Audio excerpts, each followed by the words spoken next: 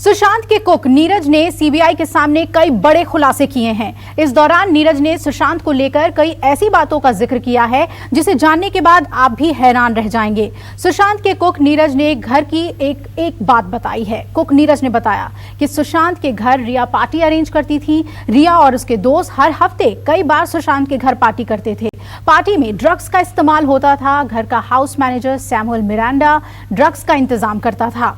वहीं सिगरेट के जरिए पार्टी में ड्रग्स ली जाती थी। क्या नीरज जानता था 13 और 14 जून का सच? हर मिनट, हर घंटे, हर दिन सुशांत केस में कुछ ना कुछ नया आ रहा है,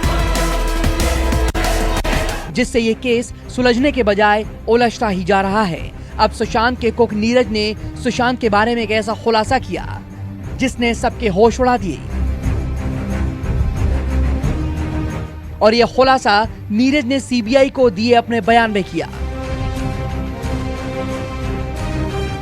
लेकिन नीरज ने जो कहा और सीबीआई ने जो सुना वो सुशांत की शख्सियत के एकदम अलग था।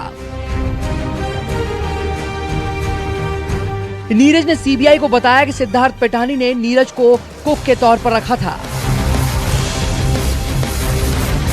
और किशन को भी घर के काम में मदद करने के लिए कहा था। नीरज ने बताया कि सुशांत उनसे ज्यादा बात नहीं करते थे, लेकिन नीरज ने सुशांत के बारे में एक ऐसी बात कही जिस पर यकीन करना मुश्किल है। नीरज के मुताबिक सुशांत अपने घर पर सिद्धार्थ, आयुषी, आनंदी और रिया के साथ हफ्ते में 1 या 2 बार पार्टी करते थे। उस पार्टी में शराब और गांजे का भी सेवन होता था। सुशांत के लिए गांजा तैयार करने का काम सैमुअल करता था। नीरज ने बताया कि कई बार उसने भी सुशांत के लिए गांजा तैयार करके दिया। नीरज ने सुशांत को दिए अपने बयान में इस बात का भी जिक्र किया कि आत्महत्या के 3 दिन पहले उसने गांजे की सिगरेट तैयार करके उनके ड्रॉर में रखी थी। लेकिन उनकी आत्महत्या के बाद जब नीरज ने ड्रॉर खोला तो बॉक्स में वहां सिगरेट नहीं थी। वहीं नीरज ने यह भी बताया कि दिवाली भी सुशांत ने रिया के घर पर ही मनाई थी। यूरोप से आने के बाद वो सीधा रिया के घर ही गए थे और बाद में कैप्री हाउस के घर आए थे। तब सुशांत की तबीयत खराब थी। इस दौरान सुशांत ने नए घर की तलाश शुरू कर दी थी और दिसंबर 2019 में सुशांत ने माउंट ब्लैंक सोसाइटी में शिफ्ट कर लिया। वहीं 8 जून का जिक्र करते हुए नीरज ने बताया कि उस दिन खाना केशव ने बनाया था। रिया ने नीरज को बोला कि मेरा बैग भरो। रिया उस दिन काफी गुस्से में थी, जल्दी जल्दी कबर्ड से कपड़े निकाल रही थी। रिया ने उस दिन खाना भी नहीं खाया और अपने भाई शौविक के साथ वो घर छोड़कर चली गई। आपको बता दें कि 8 जून वही तारीख है जिस दिन सुशांत की पूर्व मैनेजर दिशा सालियान की मौत हुई थी। इसके बाद रिया 12 जून को फिर आई और नीरज से कहा कि सुशांत का ध्यान रखना।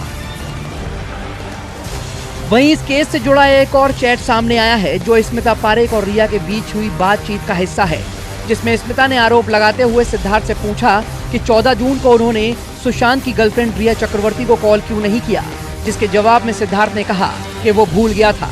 इस चैट को रिया ने शेयर किया है।